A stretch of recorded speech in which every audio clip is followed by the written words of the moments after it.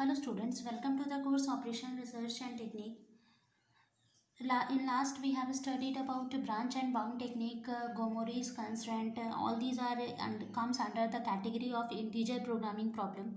Today I am going to start a new topic, that is sequencing problem.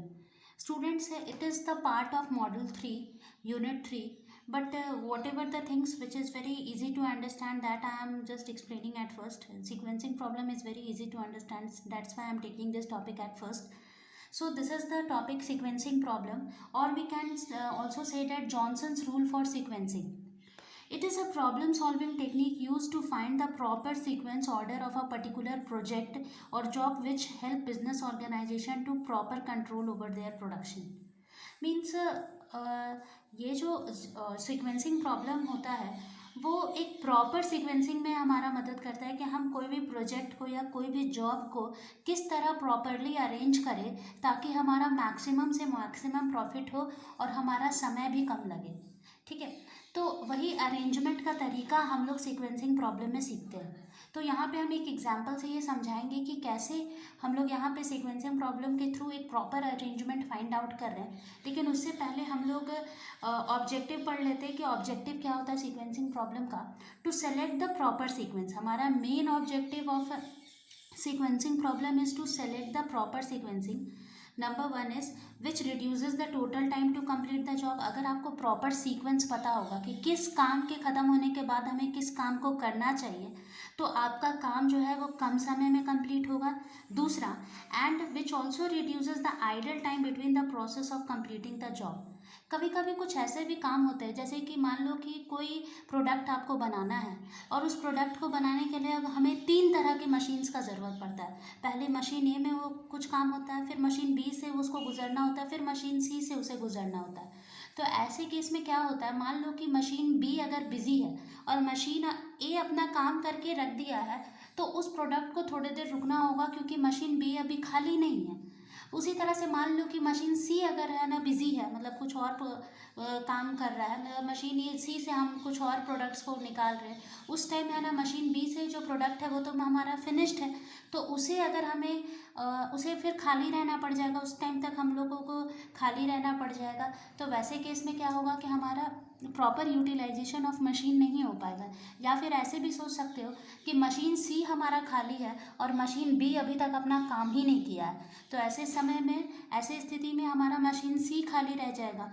तो ये जो ideal time है, जो खाली समय है, उसको हमें रिड्यूस करना है, उसे हमें बचाना है with the help of this sequencing. So with the help of sequencing problem. तो ये हमारा 2 ऑब्जेक्टिव है। इसके लिए कंडीशंस क्या होता है, फर्स्ट कंडीशन होता है कि the time for each job must be constant, जो टाइम होना चाहिए वो कांस्टेंट होना चाहिए। दूसरा, job sequence does not have an impact on job time, job sequence का does not have any impact on job time. तो तीसरा है, all job must go through first work centre before going through the second work centre. मतलब ऐसा नहीं कह रहे machine ए से हम काम ही नहीं करवाएं और मशीन बी में चलेगा, ऐसा नहीं।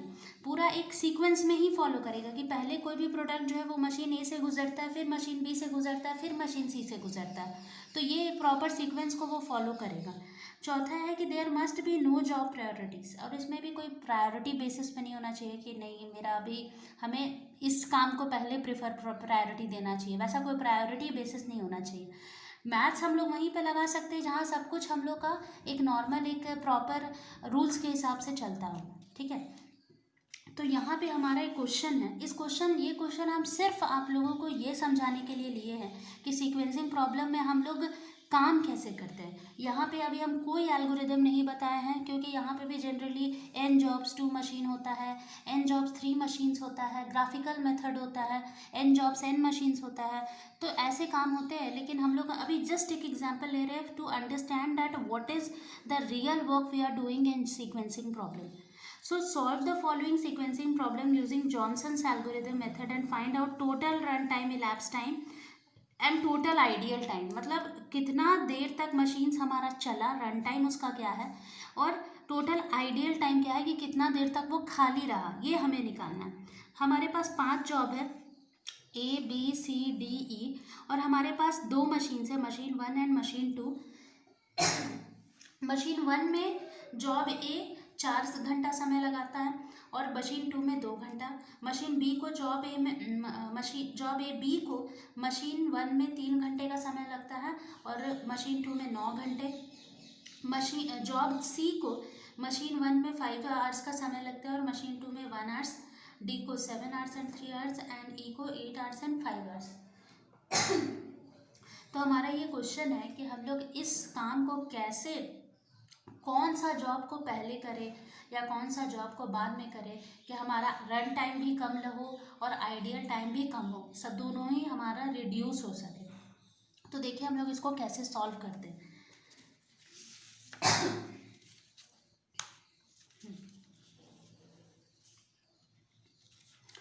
तो ये हमारा क्वेश्चन है। तो यहाँ पे हम लोगों को सबसे पहले क्या करना होगा, step 1 to find the sequence. हमारा स्टेप 1 है to find out the sequence. तो स्टूडेंट्स देखो हम लोग इस क्वेश्चन को कैसे बनाते हैं। हमारे पास क्वेश्चन क्या था, एक बार फिर से हम लोग क्वेश्चन देख लेते हैं कि हमारा क्वेश्चन था job A B C D E, machine 1 machine 2 ये हमारा दिया हुआ है आर्ट्स में। तो इसके लिए हम लोग जॉनसन्स एल्गोरिदम को यूज़ करते हैं to solve this kind of question. For example देखिए हमारा जॉनसन्स एल्गोरिदम क्या होता है, n जॉब्स 2 मशीन, मतलब यहाँ पे जॉब कितने हैं, n है, और मशीन्स कितने हैं, ए आई बी आई, 2 मशीन्स हैं। और ये सब टाइम है कि ए मशीन ए जो है वो काम 1 को करने में A1 आवर्स लगाता है, मशीन ए जो है वो जॉब 2 को करने में A2 टाइम लगाता है, ऐसा। तो सबसे पहला हमारा प्रोसेस है कि examine the a i's and b i's for i is equal to 1 2 3 n and find out minimum. हमें ए आई और बी आई में मिनिमम फाइंड आउट करना है। ए आई और बी आई मतलब मशीन्स का जो टाइम है उसमें हमको मिनिमम फाइंड करना है, ठीक है। तो हम लोगों को क्या करना है, देखिए यहाँ पे ए मेरा 4 है, बी 3, यहाँ पे 4 2 3 9 5 1 7 3 8 5। सबसे मिनिमम क्या है, 1, सबसे मिनिमम 1 है, ठीक है। और वो किसका है, मशीन 2 का है। तो यहाँ पे क्या कह रहा है, if this much minimum B A K, मतलब अगर जो मिनिमम हमें मिला वो ए मशीन का है, मतलब पहला मशीन का है, तो हम लोगों को do the kth job first of all, हमें सबसे पहले किसको काम करना है, केथ जॉब को। लेकिन अगर मिनिमम जो हमें मिला वो बी का है, मतलब सेकेंड मशीन का है, तो हम लोग को करना है for some i is equal to r, do the rth job last of all. अगर मिनिमम हमारा सेकेंड मशीन का तो उस काम को हमको लास्ट में करना है। तो देखो यहाँ पे जो मिनिमम 1 आया वो क्या है, हमारा सेकेंड मशीन का है। तो क्या बोला, अगर फर्स्ट मशीन का है तो शुरू में करना है, और अगर लास्ट मशीन का है तो उसको लास्ट में करना है। तो चूंकि ये कौन सा जॉब है, सी जॉब है, और मिनिमम ये आया मशीन 2 का, तो हम सी को क्या लिख देंगे, सबसे लास्ट में। फिर अगर हम मिनिमम ढूंढे तो हमें सबसे मिनिमम क्या मिला, 2 हमारा मिनिमम है। तो 2 मिनिमम है, तो 2 भी हमारा किस में आता है, मशीन 2 में आता है। मशीन 2 है तो इसका मतलब हमको फिर से इसको लास्ट में लिखना है, तो यहाँ पे हम ए लिख देंगे। अभी भी मेरा ये सारा क्या है, खाली है। अगर आप लोग मतलब ऐसे जस्ट ऐसे समझो तो हम ये काम कर रहे हैं कि पहले हम सी लिख दिए फिर ए लिख दिए। तो जो जो हम जॉब को लिखते जा रहे हैं उसको हम ऐसे ऐसे कैंसिल करते चलेंगे, क्योंकि ये काम सी जॉब मेरा एलोकेट हो गया, ए जॉब भी मेरा एलोकेट हो गया, अभी भी और 3 जॉब को हमको एलोकेट करना है। नेक्स्ट मिनिमम क्या है स्टूडेंट्स, नेक्स्ट मिनिमम हमारा 3 है, लेकिन वो मशीन 1 का है। तो मशीन 1 को क्या बोला था कि पहले लिखो, अगर मशीन 1 है मतलब ए मशीन है तो वो शुरू से फर्स्ट से उसका काम शुरू होगा, लेकिन अगर वो मशीन 2 है तो लास्ट से काम शुरू होगा। तो यहाँ पे हम लोग क्या करेंगे, हम लोग यहाँ पे मशीन बी लिख देंगे क्योंकि ये मिनिमम था। अब नेक्स्ट मिनिमम आपको दिखाई दे रहा होगा, नेक्स्ट मिनिमम जो कट गया है वहाँ से अब नहीं ढूंढना है। नेक्स्ट मिनिमम हमको अब कहाँ ढूंढना है, ए बी सी कट चुका है, इसीलिए अब हम यहाँ से नहीं ढूंढेंगे, अब हम 7 3 8 5 से ढूंढेंगे। तो नेक्स्ट मिनिमम हमको कहाँ से मिला, 3, जो कि डी मशीन का है। तो डी है तो हमको फिर से बैक से लिखना होगा, हम यहाँ ना लिख के इस बॉक्स में ना लिख के इस बैक वाले बॉक्स में लिखेंगे, और उसके बाद हम लोग डी को भी ऐसे कैंसिल कर देंगे। नेक्स्ट हम लोगों का क्या, अब तो मिनिमम 5 ही है, अब एक ही है और एक ही जगह 5 नहीं, यहाँ पे ई लिखेंगे, विल राइट हेयर ई, ठीक है। हम लोग ई लिखेंगे और ये हमारा क्या मिल गया, दिस इज द सीक्वेंस। तो हमारा पहला क्वेश्चन क्या था जो अभी हम लोग पढ़ रहे थे, उसमें हमें सबसे पहले क्या बोला था कि solve the following sequencing problem using Johnson's algorithm method and find out total run time, elapse time, total idle time. मतलब हमें रन टाइम निकालना, रन टाइम और इलैप्स टाइम एक ही होता है, आइडियल टाइम भी निकालना। तो अब हम लोग के पास सीक्वेंस है कि सबसे पहले हम लोग बी जॉब को करेंगे, फिर ई जॉब को करेंगे, फिर डी जॉब को करेंगे, फिर ए जॉब को करेंगे और उसके बाद हम लोग सी जॉब को करेंगे। ठीक है, now we calculate total time and idle time. तो देखो इसको कैसे हम लोग करते हैं। अब जैसा हमारा काम है उस सीक्वेंस के हिसाब से हम लोग इसको सजा दिए। यहाँ पर देखिए स्टूडेंट, सबसे पहले आप लोग जॉब्स लिखोगे। जॉब्स में जो आपका सीक्वेंस है, जैसे बी पहले आया तो बी, फिर ई है तो यहाँ पे ई, फिर डी है तो यहाँ पे डी, ए है तो यहाँ पे ए, सी है तो यहाँ पे सी। मशीन 1 M1 M2 लिख दिए। यहाँ पे आपको इन लिखना है, यहाँ पे आउट लिखना है, यहाँ पे इन लिखना है, यहाँ पे आउट लिखना है। अब देखो हम लोग इसमें करेंगे क्या। इसमें नेक्स्ट हम लोग क्या करेंगे, ध्यान देना, इसमें हम लोगों का क्या है, बी। सबसे पहले जब भी कोई मशीन पहली बार, जैसे बी जॉब ही के लिए हम अगर मशीन 1 में अगर उसे भेजेंगे तो शुरू तो 0 से होगा। और आप याद करो कि क्वेश्चन में क्या दिया हुआ था। क्वेश्चन में हमारा दिया हुआ है, अगर आप क्वेश्चन देखोगे तो क्वेश्चन में हमारा दिया हुआ है अच्छा, यहाँ क्वेश्चन है कि जॉब बी जो है वो 3 आवर्स लगाता है। ठीक है, 3 घंटे लगाता है। तो मशीन 1 में तो 0 से लेके 3 घंटे तक वो यहीं रहेगा। उसके बाद वो मशीन 2 में जाएगा तो 3 घंटा ऑलरेडी वो स्पेंड कर चुका है। तो 3 घंटे से उसके बाद मशीन 2 में वो 9 घंटा लगाता है। हम यहाँ पे एक जस्ट पैटर्न बना दे रहे हैं कि 4 3 5 7 8 है और फिर इसका क्या है 2 9 1 3 5 है। ये A B C D E ऐसा है। ठीक है, ऐसा पैटर्न बना दिए ताकि आप लोगों को दिक्कत ना हो। तो यहाँ पे क्या हो जाएगा 3 घंटे तक यहाँ रहा। अब देखिए मशीन बी जो है वो 9 घंटे तक रहता है मशीन 2 में। तो 3 में अगर आप 9 आवर्स ऐड कर देंगे मतलब 12 घंटे तक, तो 12 घंटे तक ये इंगेज है। अब जैसे ही जैसे कि मशीन यहाँ पे ए में, मशीन 1 में बी जो है वो 3 घंटे काम होने के बाद, 3 घंटे का काम होने के बाद वो तो इधर शिफ्ट हो गया। उसके बाद तो मतलब 3 घंटे के बाद तो मशीन 1 खाली हो गया। तो ये 3 घंटे से लेकर कौन आ गया, ई आ गया। ई कितने देर रहता है मशीन 1 में 8 आवर्स, तो वो 3 घंटे से 11 घंटे तक यहाँ पर था। लेकिन 11 घंटा उसका जैसे ही हो गया, मतलब 11 जैसे ही बज गया, आप आवर्स में गिनो, सोचो कि टाइम है ये कि 0 से 3 घंटे तक, क्योंकि ये जो है वो मशीन बी जो है वो मशीन 1 में 3 घंटे तक रहता है, मशीन 2 में 9 घंटे रहता है, तो वो 3 से 12 हो गया। लेकिन जैसे ही वो 3 घंटे मशीन 1 में उसका जैसे ही कंप्लीट हुआ वो मशीन बी में गया, तो अब क्या है कि मशीन ई आ गया। वो ये मशीन 1 जो है वो 3 घंटे तक चल चुका था। अब 3 घंटे, क्योंकि हम लोग टोटल टाइम निकाल रहे हैं कि टोटल मशीन 1 मेरा कितना देर काम किया, टोटल मशीन 2 मेरा कितना देर काम किया। तो अगर जॉब बी के लिए मशीन 3 घंटा चला तो क्या हम लोग उसको 3 को ऐड नहीं करेंगे, 3 को भी ऐड करेंगे, 3 को भी ऐड करेंगे। अब मशीन ई के लिए उसे 8 आवर्स चलना है, तो 3 घंटा ऑलरेडी चल चुका। अब वो कितना हो जाएगा, 3 + 8 11 आवर्स चल गया।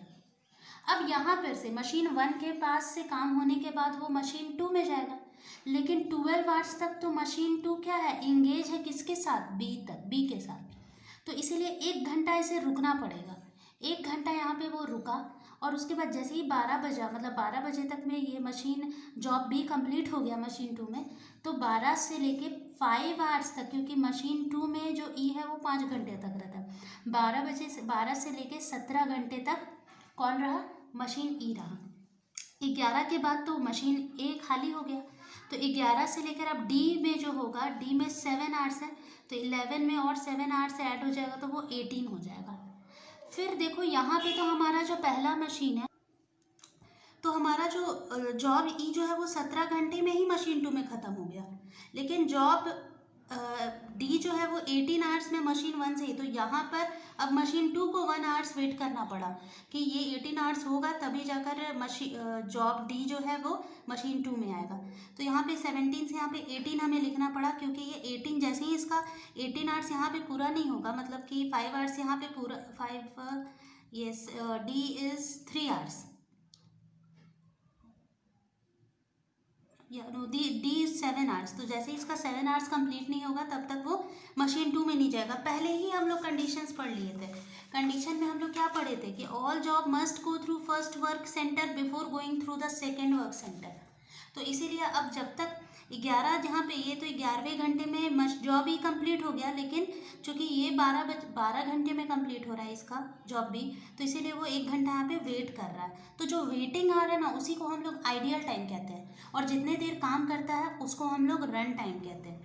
तो ये 18 से कितने घंटे, 3 घंटे तक है, तो 21 हो गया। सिमिलरली अब उसके बाद ए का टर्न है। ए जो है मशीन 1 में 4 आवर्स, तो 18 + 4 22 हो गया।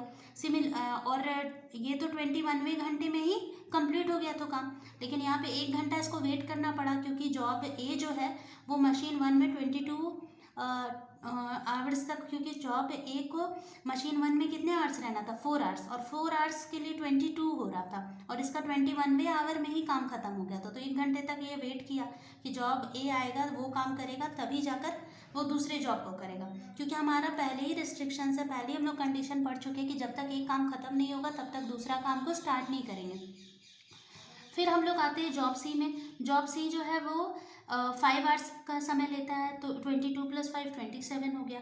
और जॉब मशीन 1 में, मशीन 2 में 1 आवर्स का समय लेता है, तो यहाँ पे 27वें आवर में तो इसका काम ही ख़त्म हुआ, और मशीन 2 का 24th आवर में ही ख़त्म हो गया। यहाँ पे उसे 3 घंटे वेट करना पड़ा कि 27th आवर होगा तभी सी मेरे पास आएगा, तो 3 घंटे का वेट करना पड़ा, और फिर 1 घंटे का काम हुआ। तो इस तरह से टोटल काम हो गया।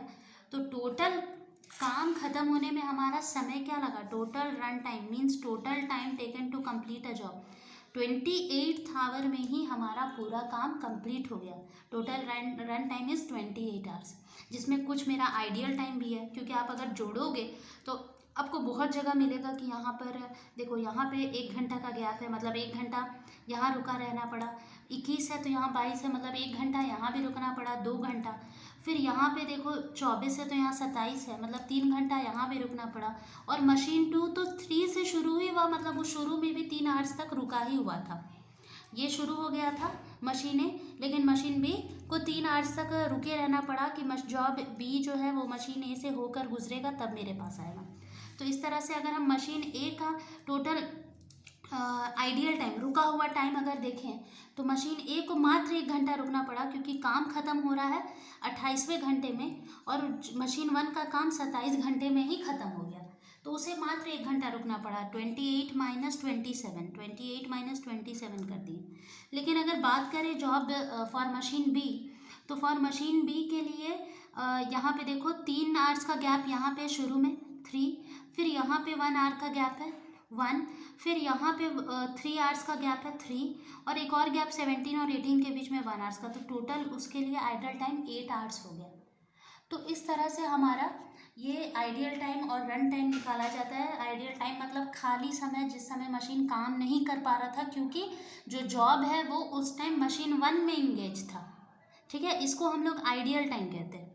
तो यहाँ पे ये जो चीज़ है वो अधिकतर इंडस्ट्रीज़ में होता है। घर मकान भी बनता है, तो मान लो कि अगर है ना अगर आपको आपका मसाला ही नहीं सना है, मान लो जैसे कि है ना घर बनता है तो सीमेंट को हमें सानना होता है, सीमेंट बनाना होता है, सीमेंट बालू ये सब मिक्स करके। मान लो कि आप सीमेंट बालू मिक्स ही नहीं किए, और जो लेबर है वो लोग है ना खड़े हैं कि जब तक आप मिक्स नहीं करोगे तब तक हम लेके जाएंगे कैसे उसको। तो जब तक मिक्स नहीं होगा तब तक क्या होगा, वो लेकर जा नहीं पाएंगे। तो उतना देर जब तक मिक्स हो रहा है तब तक तो वो लोग, लेबर लोग का वो तो आइडियल टाइम हो गया। लेबर लोग उस टाइम खड़े रह गए, क्योंकि आप मतलब जो एक और जो मिस्त्री है वो उस काम को वो सान रहे, सीमेंट मसाला ये सब सान रहे, तब तक लेबर्स खड़े हैं क्योंकि काम पूरा नहीं हुआ था। तो यहाँ पे हम लोग सीक्वेंसिंग की मदद से वो काम करते हैं कि मेरा काम जो है वो उसमें कोई भी किसी को भी ज़्यादा देर रुकना ना पड़े, ऐसा हम सीक्वेंस बनाएं कि मेरा जो आइडियल टाइम हो वो घटे। अगर आप जॉब मान लो कि कोई भी जो लेबर्स है वो 8 आवर्स काम करते हैं या 10 आवर्स काम करते हैं, उसमें से उनका 3 आवर्स अगर आइडियल ही चला गया और वो पर डे का मान लो 500 या 700 लेते हैं, और 3 आवर्स उनका खाली चला गया, आइडियल चला गया, आपके गलत मैनेजमेंट से उसका जो 3 आवर्स है वो खाली चला गया, 8 आवर्स का वो 700 या 800 लेते हैं और 3 आवर्स वो आइडल बैठे रह गए, तो इससे तो बहुत नुकसान है। तो उसी तरह से इंडस्ट्रीज़ में भी होता है कि लार्ज स्केल में प्रोडक्शन होता है, अगर आइडियल मशीन रह जाता है तो बहुत नुकसान हो जाता है। तो इसीलिए हम लोग सीक्वेंसिंग प्रॉब्लम पढ़ते हैं ताकि हम इस तरह के नुकसान से बच सकें। तो हम लोग नेक्स्ट क्लास में कुछ और क्वेश्चंस करेंगे, अभी इतना ही है। इस क्वेश्चन को एक बार आप लोग फिर से बना के प्रैक्टिस करोगे, क्योंकि जनरली स्टूडेंट्स को इन और आउट्स में समझ में नहीं आता, वो लोग कहीं ना कहीं मिस्टेक कर देते हैं। क्योंकि देखो यहाँ पे जनरली गलत कहाँ होता है, जो मशीन 2 में जॉब बी जो है वो 12 आवर्स तक है, ठीक है, और यहाँ पे जॉब ई जो है 11 आवर्स में ही उसका मशीन 1 का काम ख़त्म हो गया। अब वो यहाँ पे जब इंटर करेगा यहाँ पे मशीन 2 में, तो कोई कोई स्टूडेंट इसको 11 से ही स्टार्ट कर देते हैं, तो ये नहीं होगा ना। जब तक वो खाली नहीं होगा पहले वाले काम से, तब तक वो दूसरा कैसे जॉब करेगा।